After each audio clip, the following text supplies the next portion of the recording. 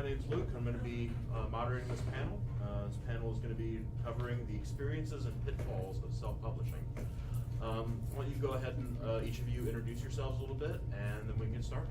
I'm Breandán Ó Ciarraí. I run Dark Nova, well, it was Dark Nova Games. We're transitioning over to D&G Publishing. And I'm the fluff guy when it comes to our company, considering I hate crunch. It's not my thing. So you're the fluffer? Yes, I'm the fluffer. Okay. I'll get you a t-shirt.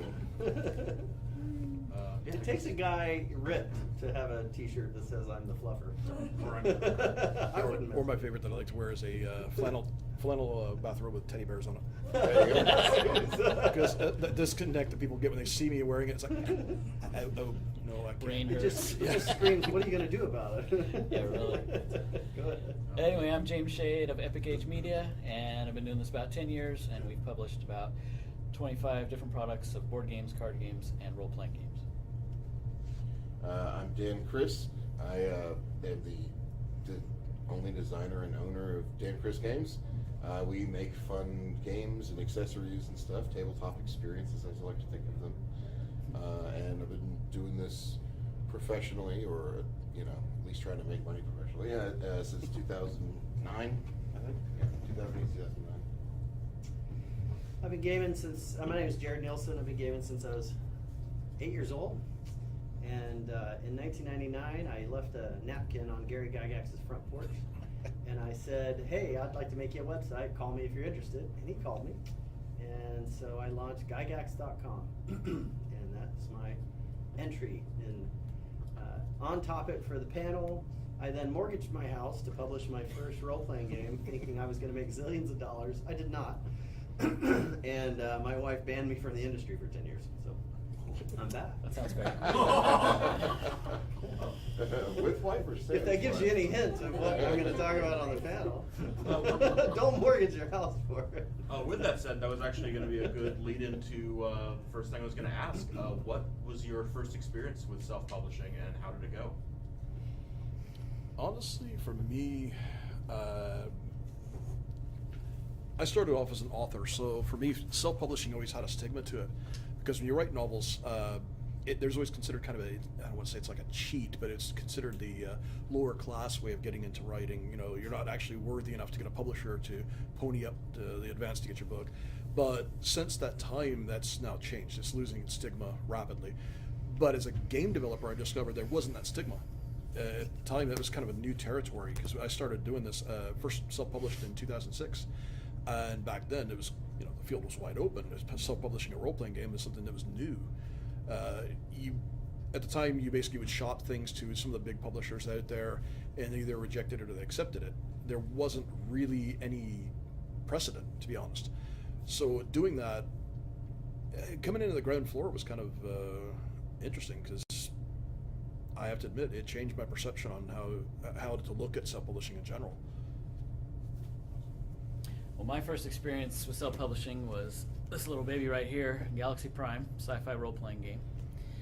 And 10 years later, I still look at it, and I'm still proud of it, and people who play it love it, and I look back at it, and I still love everything that I did, with the caveat that I had no idea how many hats I was going to have to wear to publish this one book. And that number's about 20 or something. Mm-hmm. But What I think it percent was of those- worth it. What percent of those responsibilities were creative work versus business stuff? This much. Yeah. And the whole kit and caboodle, yeah, it's like that much, and the rest is business. Yeah.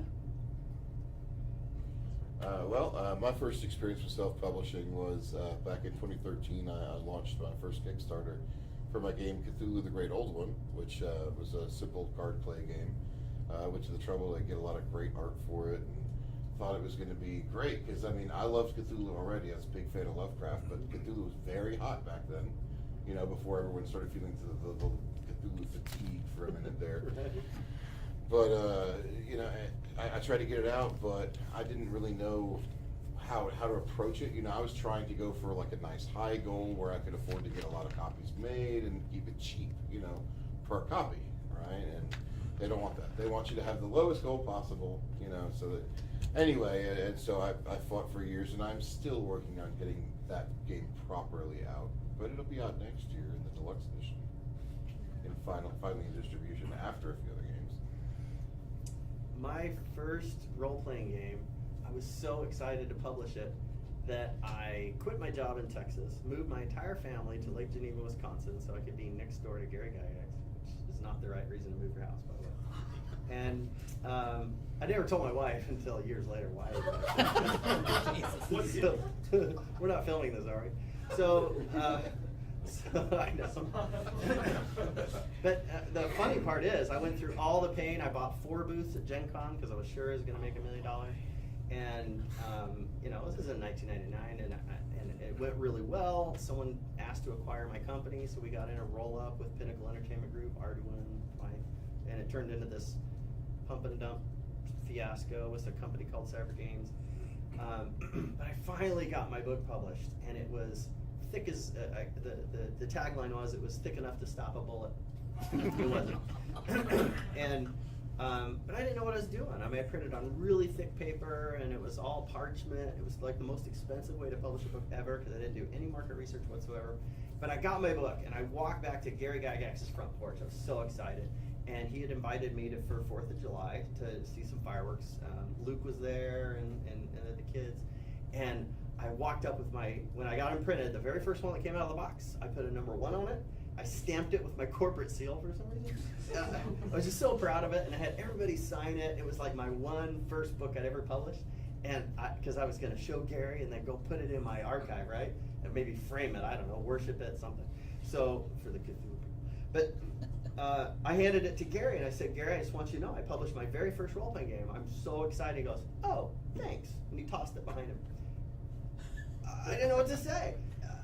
I was like, I didn't want to ask for it back, you know. I was like, that wasn't for you, you know. You're just Gary Gygax. And so he kept it.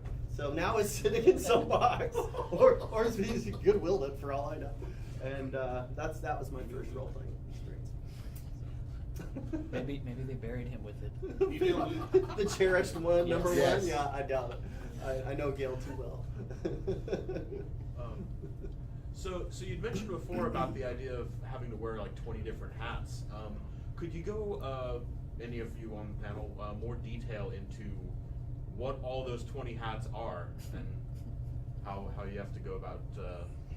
Well, the fulfilling standard all of bowler is usually Marriage counselor? Was that? Yeah, I'll dive into this one. Sure. I didn't know about printing. I didn't know about layout. I didn't know what a bleed was. You need to know what a bleed is when you do a cover. I didn't know what the going rates were. And this was pre-WWW, right? There was no internet here where I could go on some Facebook group and ask James Matthew how to publish a board game. That did not exist. And so I think for me, it was just publishing in the blind. And I will tell you that when I went to Gen Con, I like demoing in my booth. I don't like running games outside of my booth for some reason. So I always buy multiple booths, and so we had 2 gaming area booths and 2 trade show booths. And I remember Alderac Entertainment Group, I can't remember the name of the guy, but he walked up to me and he said, looks like you made it.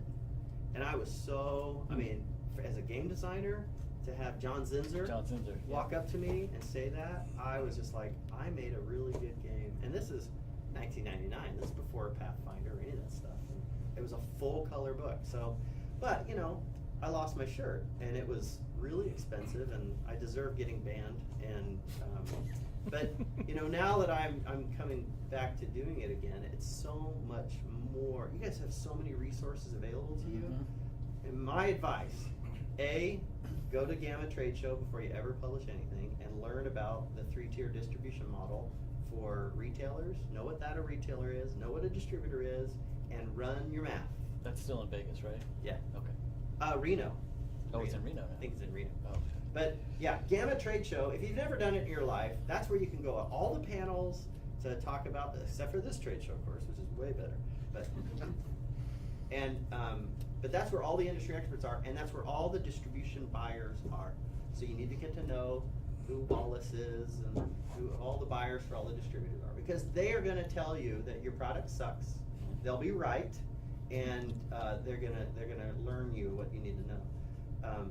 The second piece for me is understand that you are turning your hobby into a job, and only 1/99th of people survive that, because then it becomes very unfun.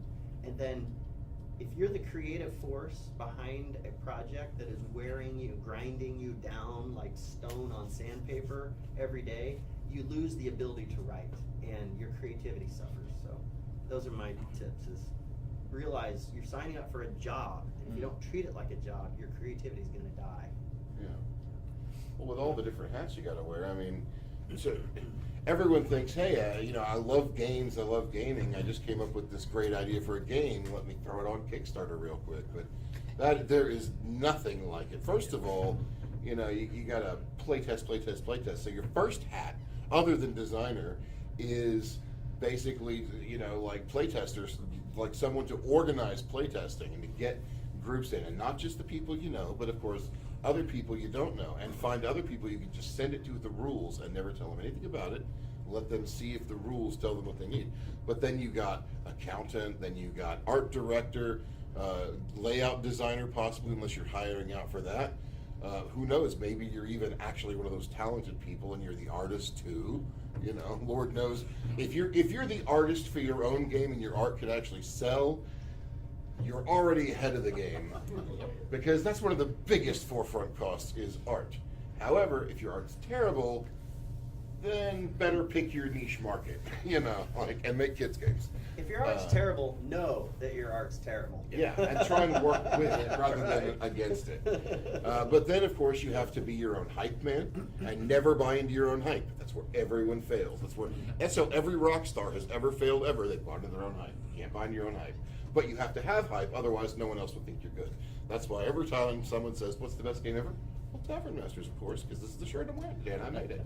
So, anyway, but then, of course, you have to be your own marketing, promotion, international distribution, quality control, content manager, editor, chief editor, creative writer. I mean, like, the list goes on and on, all the hats you're going to have to wear to start your own company. So if you like designing games, and that's what you want to do with your life, you want to make and design board games, sell them to someone else. Don't put them out yourself unless you somehow magically just have unending energy and you don't sleep. Because you won't be able to do it all, and you will drive yourself up the wall, down the wall, back behind the wall, around the wall, and the wall will be gone. So, yeah. What he said. I mean, really, there's just so many. And as you go along, you find new and more hats to wear, even that you didn't expect along the way. And you know, with technology changing and all that stuff, and the way the business is done these days, it's like, okay, well, now I got to learn something else new, or you're gonna have to hire someone else to do it, or beg a friend. But a lot of that going on. It doesn't always work out though. But yeah, it is a job, and you have to treat it as such, and you have to separate that from the hobby and the enjoyment of it. Luckily, I'm that 1/99 that can actually do that, so I haven't hated the game yet. But no one walked up to you and said, man, I looked at your account reconciliation code sheet and it was awesome. No one's going to compliment you for all the unfun stuff you have to do. Yeah, it's thankless. You want the adulation for the writing, but... And you will get blindsided by the weirdest things. Well, one of the things that happened to us is in 2010, we went international. And that's where I discovered really quickly, customs fees are a beast. Because it doesn't matter that it's a book, you still got to pay that, tariffs, the whole 9 yards. You run into some of the weirdest things you never expected to plow headfirst into. And that's where I got lucky, because I managed to hook up with a printer that has printing over there as well, so they can do it, you know, bulk orders for distribution over there. Marketing is a big one, especially if you're self-publishing. If you're going through a big publisher like WotC, Paizo, that sort of thing, they got that covered. That's their thing, especially WotC, because they're owned by Hasbro. They got Hasbro's marketing empire to work with them. You are your own marketing, and that is critical, because the only way your book's going to sell, or your game's going to sell, or your cards are going to sell, is if you get the word out there. Now, word of mouth is good to a point, but you have to do, it's like planting seeds. You have to get that spore in there so it can spread out in this area, another one over here to get it spread there. And the only way that's going to happen is if you do the legwork to get out there and promote that. Now, I kind of have the opposite problem of what he's mentioned, where people buy into their own hype. My problem is I am marketing is a nightmare for me because I like writing this stuff. I don't know how to promote it very well. I've had to learn that, and it's a bitch, to be honest, because I like the stuff. I don't know how to get out there and pitch it like a used car salesman because it just seems smarmy to me. Yeah. But at the same time, you have to do that. You have to get out there and do the smiles and the handshakes and things like that. And I'm a people person. I love people. But there's a difference between being able to get along with people and chit chat and be able to get out there and promote a product in a way that comes across cogent and gets them hooked on it. So that is hands down the biggest linchpin for self-publishing. You're going to have to learn that it's difficult for a lot of people is knowing how to market without brainwashing yourself. I think if you're faced with that challenge, you really should write down all the roles that need to be filled, and then decide which ones you're willing to do. And find friends that can do some of them too. I mean, that's the thing. I'm terrible at PDF layouts. I got a friend who's happy to do it for me in exchange for beer, so I'm good there. And then you add approximately 6 or 7 blank lines to that list too, because those are the 6 or 7 jobs you forgot to account for. Yeah, don't forget Yes. the unfun ones, like keeping the books, tracking the inventory, Taxes. taxes. Legal stuff. Yeah, even weird stuff like, excess inventory at the end of the year. What are the tax implications of holding it versus liquidating it? I mean, yeah, none of these jobs are fun, all right? And it's okay if you don't want to do them all, but if you decide that you want another person to handle the unfun things that you don't want to do, add it into the cost of goods sold of your product. And then, because it's all a matter of setting your pricing, right? I have a question for the panel. Has everyone here done full print runs, or is anyone else doing print on demand? I've done both. Okay. So I just do print runs. Okay.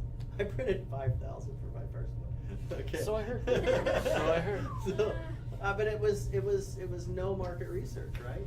And I had distributors lined up to take orders, but it was nowhere near that amount. I was just looking at, I got to get my costs for good. Yeah. So what's a realistic number to run for the first print run? So- 500, 1,000? The answer to that question is, who is willing to invest in you, right? So distributors are not selling your books, they are investing in your print run. That's what their job is. And they have to run this math that says, if I buy 100 of your items, how long will it burn, and what's my velocity, shelf velocity gonna be? And it's just math to them. They don't care about your product. They care about this cardboard box that arrives that goes out in smaller cardboard boxes to retailers. That's it. If you can send them sell sheets, they won't care. They'll throw them away or pack them in between your boxes. No, I'm sorry. Okay. Some distributors do have a minimum that they want. I think Alliance, it depends on the product, but generally for role-playing books, unless they've changed it, I think it was about 200 at one point. It might have gone up, might have gone down, but so you look at your distributor you want to go with, look at what their minimum is, do the minimum. Because what's going to happen is if they sell well enough, then you could do more than the minimum, and they'll be willing to jump on that. But they're going to look at it's the same thing with publishing novels. The first run, whatever your first one is the make or break. If it sells well, they'll be more than happy to back you on further ones. So find out what the minimum is for whatever distributor you're going through, if they have one. If not, get a rough feel of what the industry standard is by averaging it out. I did 300 for my first run that I actually paid for printing, and it turned out to not be enough for the distribution we needed, but it was enough for limited distribution. So it kind of balanced out in the end, but I didn't make a lot of money on it, especially once shipping costs were factored in. So And Yeah. believe it or not, I did sell out on my 5,000 that I did. But that was pre-D20, pre-Paizo, that's back when it was just Dungeons Dragons and a bunch of mini guys. Yeah. But my advice to you, if you're the first publisher, go to a pre-distributor. The distributor's not even gonna carry you, let me just tell you that right now. Yeah. If you're a no-name. So what you need to do is go to someone like Impressions, fulfillment houses. What you really need to look for is Consolidators. Yeah, Yeah. consolidated. Because there's only 2, right? There's Impressions and what, PSI? Yeah, that I trust.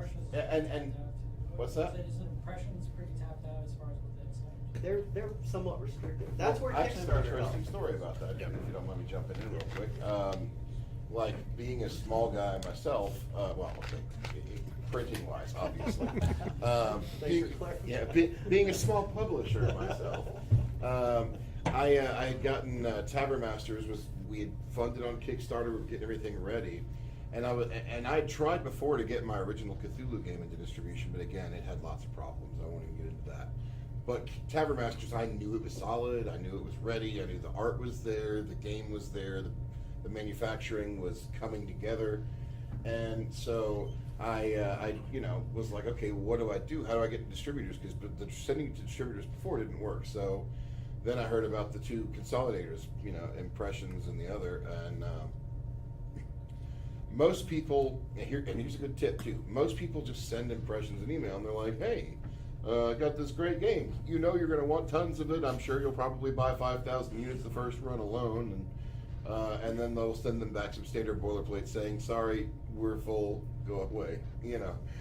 Try back again in 5 years or whatever.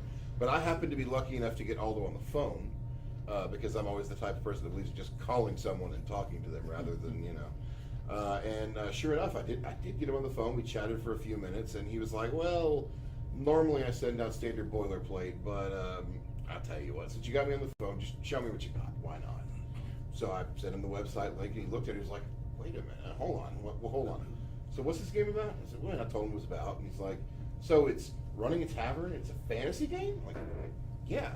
It's like, oh man, this is our bread and butter. Do you have anything else, or is this all you got going? I said, man, I've got tons of games that I'm working on making and stuff, and I got this other Cthulhu game that I'm getting ready to put out another edition of. He's like, oh, you got Cthulhu stuff too? All right, hold on. Look, we're coming up on our end of the year clear out of the inventory and stuff. Let me see if I can make some room for you. He's like, call me back in January, which was like 2 weeks away or whatever, a month away. And I was like, okay. Called him back. He's like, yeah, right, yeah, the tavern guy. Okay, yeah, no, we got room for you. And he's been really great to me too. So and you can sneak into Aldo with free RPG Day. If you want to get his attention and you can't get him on the phone, participate in his free RPG Day and then call him and remind him that you supported his thing. yeah. Could you guys clarify what is a pre-distributor consolidator versus a distributor? Think of it like an agent. Like the distributors are too busy and they don't want to hear from all the independents anymore because they have to deal with every last person they talk to. They don't. Well, I mean, You're right. Yeah. They don't want to hear from you. But Impressions and the other one was PSI. I don't remember what the other one is, but what they do is they already have a relationship with Alliance, Diamond, Southern Hobby, AC, all the different ones, and so they know that hey, whatever Aldo sends me is going to be worth my time to look at. They don't have to go, oh, who's this new company? Are they going to follow up on their stuff? Are they going to do, because they trust Aldo to do a lot of that due diligence in checking out the people he's willing to represent. So in turn, he kind of acts like an agent for you, just like if you were an actor, and then, But imagine if I'm Alliance and I go to my retailers and I say, hey, 60 days from now, I'm going to have Tavern Keeper ready to ship. And he did not do this, but the risk is that they already announced to the retailers that this stuff is coming. He misses his printing deadline, and it doesn't arrive. So a consolidator basically doesn't tell Alliance about it at all until he's sitting on a pallet of inventory in his warehouse where he's eliminated the risk of you not delivering. And that's why Alliance trusts him, right? So they've purchased. They may spec it, you may just pay flooring fee where you pay and you don't get paid until it sells, right? There's all different ways of doing that. But the fact is, it's pre-staged, it's pre-distributed, it's sitting in some warehouse somewhere ready for a distributor to now shop from. And that's where he's eliminated the risk to the supply chain. Because imagine, everybody's got a great idea. Everyone is sure their wife doesn't mind them mortgaging their house to print this thing. and they're certain of all of their costs, and nothing's going to be more expensive than they thought. I mean, just, yeah, that's I never never wrong reality. about all of them. Yeah. And this all brings up a good point. You lose 10 points. To figure out which direction you want to go.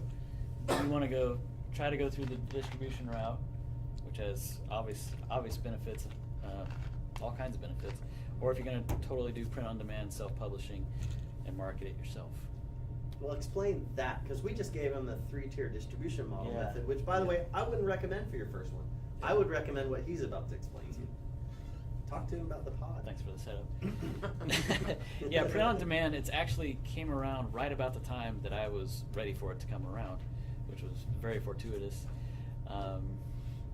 Print on demand basically just means that when you get an order, they print a copy and they send it to the customer.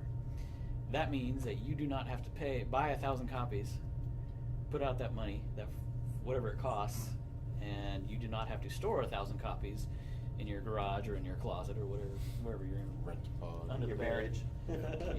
Under your bed. Yeah, so there's definite benefits to that as well. I saw a great old picture from Vampire the Masquerade when they accidentally sold like 1 million copies of something, and he showed a picture of his house packed with boxes in every room, and then on the front patio, boxes stacked up on the patio, and boxes down the stairs into the driveway. I mean, they had no idea where to put all this crap. But what he's saying is, you know, let's take our math again, right? So let's go back to our math. A $10 product, there's no such thing really, but $10 product is even math. On a 3-tier distribution model, you're gonna lose, right? You're gonna pay $2 for the item. You're gonna sell it to a retailer to a distributor for $4, right? And $5. Impressions. Consolidator for Impressions like $3. gonna $3.50. Impressions gonna carve into your side of that, right? The retailer's still gonna make his $4. The distributor's still gonna make his $2. Whatever's that gummy part, that's where impressions. So you may print an item at $2, sell it to impressions for $3. You're only making $1, right? And then everything else is gobbled up. Under the print on demand model, you can take a $10 item and they're gonna take what, 60%? Somewhere around there, yeah. Yeah. So you're gonna pay them $6 out of that 10, but there's 4 left for you, and you have no inventory cost, no need to go market. Well, you still need market, but you don't have to go to the distributor shows and things like What about that. shipping costs? They cover that. They cover it. Yeah, that's all No. on the fulfillment side. Now, do understand another good show for you to go to if you want to do the 3-tier distribution model is the Alliance Open House. That's where Alliance says to everybody, come buy a booth, you have to pay, come buy a booth, and it is just Alliance buyers roaming from table to table to see if they like your product. If you have something like Tavern Keeper, is that what Tavern it is? Masters. Tavern Masters? I've seen it. It's an obvious buy for a distributor buyer. I mean, the quality's there. I mean, the product line is in. They also don't like one-offs, by the way. You know, I mortgaged my house. This is the last thing I can afford. Please take a risk on it. I'm like, that ain't happening. But you know, he's got 4 different boxes that are all companion products. So that's an obvious buy. A book, one single book, they're No. not going to do it. So you need to publish, get a book, get another book, and then go with 3 books in a line to a distributor and say, hey, it just shows that you're willing to support your product. Yeah, and another thing about that too, though, is at the same time, like, the industry's changing. We're in the middle of a really big kind of, I mean, everything always changes anyway, but we're definitely in the middle of a big turning point. Kickstarter really turned everything on its head. It's Yeah. no longer about investing in a product before you get it going very much, you know. Like, it's all now minimal investment, minimalizing the risk and stuff. And so the first thing that a consolidator or even a distributor tell you, you get a game out there and it's not the next Gloomhaven or the next Settlers Catan, they'll say, great, make another one, different game. Don't send me any expansions for that, don't want it. Need a new game, something else that has a chance of hitting, right? It's the same thing Aldo's telling me right now. He's like, don't send me any more Tavern Masters expansions. Send me a new game first, then send me Tavern Masters expansions. No problem there, of course, that's fine, but. People who love but at his the next same- product will buy the previous one. Yep. Right, and it helps spread your base. However, friendly local game stores, on the other hand, like we talked earlier about in an earlier panel, you know, at the same time, they have a problem with that because then you're not supporting your product. You're putting out this game, and by the time they get it and they promote it for you and they sell it to a couple of people, you don't care about that product anymore. You're not making any more expansions for it. You're not making promo cards for it. You're not promoting it. You're not going out and doing game days. And so, But why not? well, again, if you just followed the advice of distributors of forget that stuff, make a new game and keep going until something hits. So you have to walk a tightrope between. You have to, which basically just balances out to another hat you have to wear. Yeah. You have to find a way to support and continue your old products, keep them alive and fresh in the eyes of new players and old players alike, you know. And at the same time, keep making new and other products as well to diversify and spread your base out so that as you find all these new genres and stuff to explore, all the people that love those genres will start coming with you, and then they will eventually start spreading between, all of your different, product lines and whatnot. And springboarding off that, like I said, I've done both the upfront print and then the POD. For me, from my experience, print on demand has actually proven to be the far more profitable of the two. That being said, you still have to get out and do a lot of legwork. And when I kind of combine the two. I'll actually buy a bulk of block prints from my print on demand printer, because you can actually get them at cost. You get those shipped in, you take those out and actually do the legwork and get, leather on street, go to the different game stores in your area, or, if you really want to do the drive, go to Austin, go to San Antonio, places like that, talk to all the different game stores there, because they would rather deal with, in a lot of cases, they would rather deal with you directly and buy the stuff from you, because they're getting a better profit margin out of it by buying wholesale from you than they are by buying from Alliance. Granted, you kind of don't want to mention that to Alliance when you do that, because it get a little pissed. Don't but tell Alliance or Aldo Ghazi that yeah. you're doing that. But on a face-to-face basis, when you do that, that's a good way of getting your books out there. The more game stores you get it in, shoe leather, work, the more word of mouth will spread. It's a way of marketing you can do. So that's a way you can do print on demand and get that into the game stores that bypasses the distributorship entirely. Just like I said, kind of keep it on the QT when you do it. I will say that, there's an old story that Louis L'Amour, the old novelist. Oh, yeah. He's famous, right? Yeah. But did you know that he started in California and would drive from gas station to gas station to gas station, begging them to stock his books, because the distribution, no one would publish them. He just had to put leather on the streets and just leave his house for a year, and he would go hustle. And that it's not a question of what is the minimum necessary to get my product on shelves. It's really about what won't you do. Yeah. You're gonna have to marry the product and let your wife understand that. And Yeah, I still do that to this day. Yeah. yeah, it's hard work. Anyone you see that is like, Stefan Picorni, love the guy to death. He's just vacationing all over the world, and he's an amazing guy. He went through some really tough times, especially pre-Kickstarter, with his Dwarven Forge line of terrain.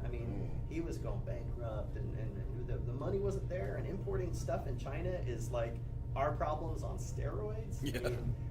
Mold fees are $5,000 a mold per piece. It's just unbelievable expense. It wasn't until Kickstarter that Dwarven Forge made sense at all, because of the scale. That's where Picorni was winning now, is on scale. He can now spend $5,000 on a mold for one piece, but he's printing 40,000 of that one piece, right? And now the numbers make sense. So it's just a lot of hard work. And also understand that if you're not going to just do paper books, if you're going to be doing things like STL files, stuff like that, which was something I predicted a while back, and has actually turned out to be a booming thing for print on demand. 3D printing. Okay. Something that I talked about in a panel years ago was that was going to be the next major breakthrough for print on demand, is printing board games where you can actually print the pieces by putting out the STL files, and people that have their own home 3D printer can print up the pieces there. Now, with that, you can actually start doing things like your average board games that have the pieces, miniatures, that sort of thing. The problem with it, what he's talking about, the reason why those molds cost so much when you get those sorts of things done, is because they're not just making standard rubber molds like we used to do, our little kitchen lead kits we did back in the 70s and 80s. These are steel molds. They're expensive to make, but they can also punch out a lot of copies. Whereas the old rubber or silicone molds, you maybe get 50 to 100 runs out of it before it starts falling apart. So that is expensive. So if you're going to get into that end of the thing, bear in mind you're going to have, if you're having physical material made and put out there, it's going to be extremely expensive. Whereas an STL file, it costs you time to do the 3D modeling. That's it. I will say too that 3D printing is not a problem these days. I have 2 Anycubic photons at my house that cost me $500 a piece, which is not that expensive. Yep. And I print my original prototypes, in this goo, and I take it to trade shows. You can come down to my table downstairs, and all of those things down there were silicone rubber molded and reproduced for my prototyping, in the hopes of generating interest to afford that. So you can bootstrap your way into it, and I've seen people even run a Kickstarter to fund the molds. Right? They say, I'm not committed to the whole kahuna here, but if you want to do me a solid, help me fund. I've seen people fund a CNC machine or Yep. Any of that stuff. Right now, we're alpha testing a miniatures war game that's tying into our role-playing game. And one of the things that we wanted to do is to be able to actually have vehicles for the alpha testing. Rather than just, go out and buy stuff from like Warhammer or something like that, we decided to make our own. And I did the 3D modeling for a Battle Walker mech. But it cost me maybe $3 worth of spool filament to print a walker that now stands 18 inches high. That would have cost me a couple $100 to have custom made. But the main thing it cost me was just time. It took 2 days to print, I will admit. But yeah, I got that thing, put it together, and now I have a walker that I can put out there. So when I'm doing alpha testing, we start getting into beta testing, and we're getting people into there at conventions and whatnot. They're seeing this awesome battle walker sitting right there that articulates in the whole 9 yards. That's something that we can then, because of the interest in it, put that into molds, produce more pieces, and eventually get an interest to where a major company that does that sort of thing, that we will get the funding to do the steel molds for those pieces to mass produce those things. But it's how you do it with prototyping to get the interest in it. And let me give you 3 websites you're going to use for this. MakePlayingCards.com. Guess what they do? Okay? You need a prototype? You can order 10. And they may cost you $5 a piece, but you're out $50, right? And if it is high quality prototyping cards, they'll do poker chips. If you order them in 100, they're not as bad either. Yeah. They're pretty reasonable. You can almost do a run out of these things. So And you can MakePlayingCards.com, Shapeways. If you have the STL files but you don't want to invest in a printer, Shapeways it. I Shapewayed a whole bunch of my stuff before I finally got a printer. What was it? Oh, Pocono. Pocono? Anyway, Google it. On It's a Thingiverse. porn site, it's not my fault. But, Pinocchio, I think, is it Ponoko? They do all the laser cutouts. So anybody who's doing laser cutouts, you can go to Pinocchio and upload an Adobe Illustrator file, and they'll send you a cutout. I did Cardboard? anything. They do metal, they do wood, they do anything. So I chose to use a green transparent plastic sheet, and I cut out poison tokens that look like little potions. Kinda And like the Litco stuff? yeah, And- you can do anything on Litco through Pinocchio, and it's more expensive. but- Related to that, Thingiverse. A lot of guys that I've seen, a lot of people out there, Thingiverse. A lot of people out there that have their own online stores for selling their 3D printing files will get on Thingiverse. All the stuff on Thingiverse is free. And they'll do promo pieces on there. And what happens is, because, let's be honest, we like free. Free's good. But you'll get like sample bits from those things and look at the actual full kit of it and go, okay, yeah, it's worth $20 to buy that. I've done that. I mean, I have my own 3D printer. So I'm looking at my addiction to castle parts and modeling and things like that, where I turned my office into what looks like some sort of demented, psychopath's room of miniatures and castles that cover more space than my dining room table at this point. This gets back to the marital therapy. Yes. Now, thankfully, I'm single at this point, but I'm a single father. So my problem is trying to keep You my got kids the out of the bloody best things. situation. I We want just to bought a house, be and you. our master bedroom is not our bedroom. Oh, no. Let's leave it at that. Yeah. Well, I do want to comment on the Thingiverse. It is free, but they have 4 different licenses on each image. So one of them says Common Creative, which you can use for commercial purposes. Mhm. One of them says not commercial. So be careful when you're downloading. And I have had problems on Thingiverse where I found a model that was open for commercial use. I downloaded it, started my printing, and then the creator changed his mind and shifted it back. And it's a little bit of a gray area because I technically had the license. Did you get notified? No. No, it's- I just okay. accidentally found it. So just be careful that, just because it's free and easy doesn't mean it is legally free and easy. And you don't want to have a box set going out, shipping from China on one copyright contested model. So you really you can go on Thingiverse and communicate with the guy who created it and letting him know, or even better, specifically obtaining a license. But you can also go to Autodesk's website, and if you're under $100,000 in revenue, we'll call it net income, right? But you can get Autodesk Fusion 360, which is a free 3D modeling tool. 3D modeling is really not that hard to figure out. It's fun, actually. I will admit, me with 3D Max was kind of like the hominids at the beginning of 2001: A Space Odyssey. Well, it wasn't pretty, but I did figure it out eventually. But some of the most esteemed 3D modelers out there will do a mesh for you for $100. So, I mean, how many are you going to model out in your first publication? I mean, if you can't spend $500 to get good models done, professionally done, We're talking About like 100 really? miniatures, Yeah. character miniature quality. Especially if you're doing like tabletop war games where you're going to have your own miniatures for your set. First off, you're probably not going to have that many. Your better bet is to have a torso that's universal, and then have the heads and weapons. That'd be the differences. That makes it a lot easier to do it. The thing about 3D models is there's so many people. It's like artists. There's Yeah. so many artists. There's always another fish in the sea. Find one 3D good price modelers range are the for same one. way. Yeah. Everybody wants to do it, and they all want to be attached to your brand, but don't abuse that privilege. Pay them in advance. Pay them in full. And well, let's talk about the other piece: work for hire contract. Does anyone know what that means? Because if you don't know the word work for hire, that's the main word you need to know when buying freelance talent. And so under copyright laws, the minute you make something, you own it. So if I call Fred and I say, hey Fred, I want you to do a piece of art for me, let's just handshake on it. He's gonna do that piece of art and he instantly owns the copyright, okay? Then I'm gonna go publish my book, which just happened to me on the very first project that I did. I had a writer who said, oh, I don't have time to write the intro for this. I got a buddy who'll do it for free. I'm like, oh, great. So his buddy did it for free. I published the thing, sold through. 8 years later, he came back and he said, you know, I really don't want you to have that anymore. And what do you do? I mean, so get it and write it. Whoever said contract. But work for hire means that I, the employer, am hiring you, who is not an employee. You're an independent contractor. And work for hire by this Texas state law means that whatever you do under this contract, I own the copyright. And artists will kind of bitch and moan about it, and you'll have to survive through that. But at the end of that conversation, it needs to be, yes, sure, it's work for hire.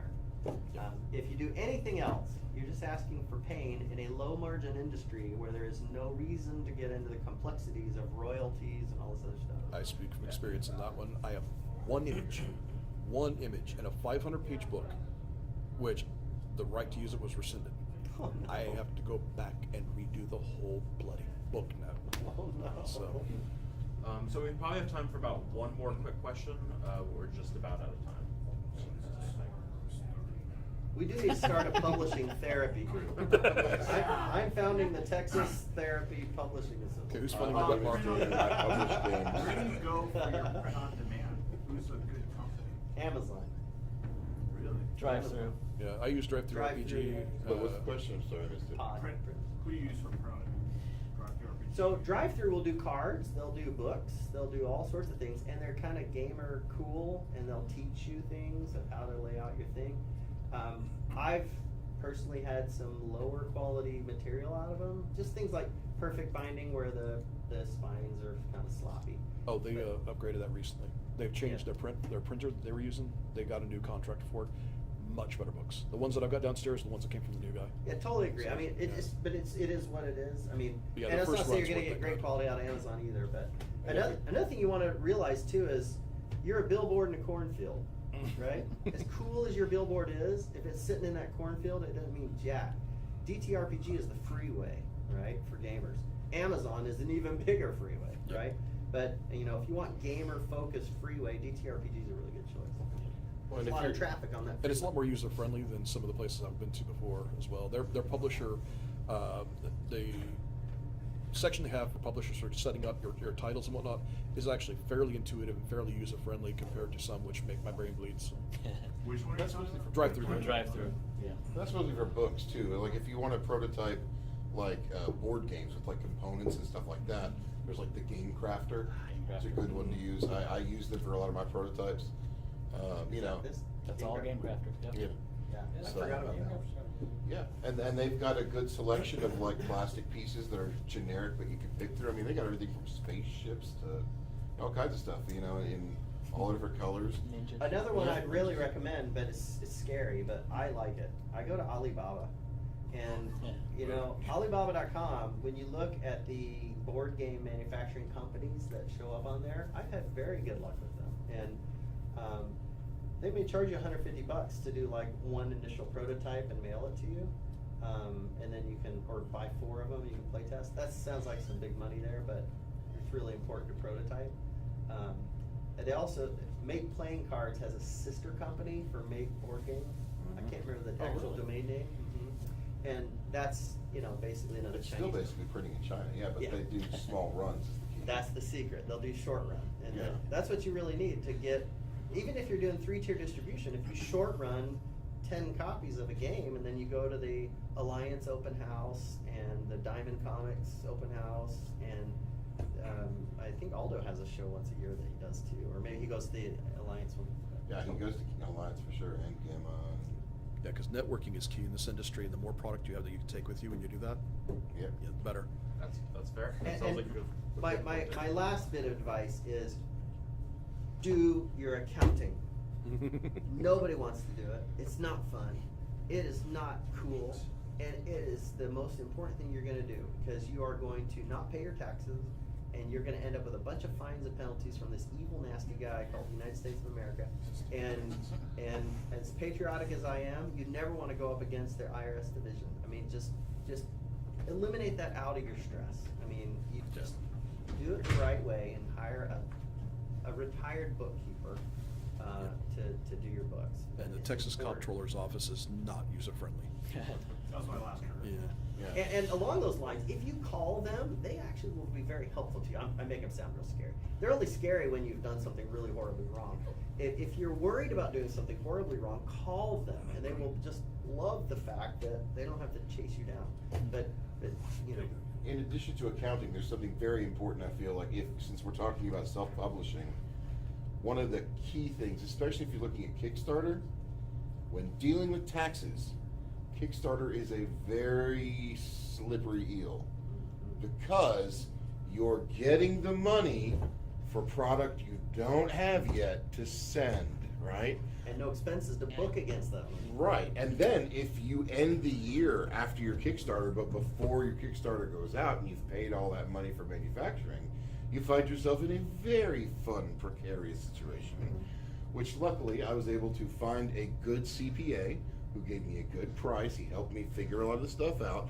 There's a whole lot of things they can do, because I mean, there are people that, you know, you pay them the money and they're holding that money in reserve. So basically, that money hasn't come into your company yet. It's being held in reserve, so you're not being taxed on it. Because otherwise, like the first guy I got to do my CPA work, you'll get taxed on the whole shebang, and then you'll all of a sudden have a bunch of money gone that really shouldn't have been gone, because really all that money was going to product anyway that you just don't have yet. Well, this will sound counterintuitive, but your goal for your first publishing round is to, on the books, lose money. If you can lose money on your first publishing job, your accountant did his job. Yeah. Which means you don't have to pay any taxes on profits, right? Right, and then on top of that, you'll have the carryover. This show is deductible. For when you start making profits. Yes, it is. So was Gen Con. So's all the boxes I bought from him. That was market research. Well, with that said, we're pretty much out of time. So thank you guys for all that insightful knowledge on self-publishing. One of the other reasons I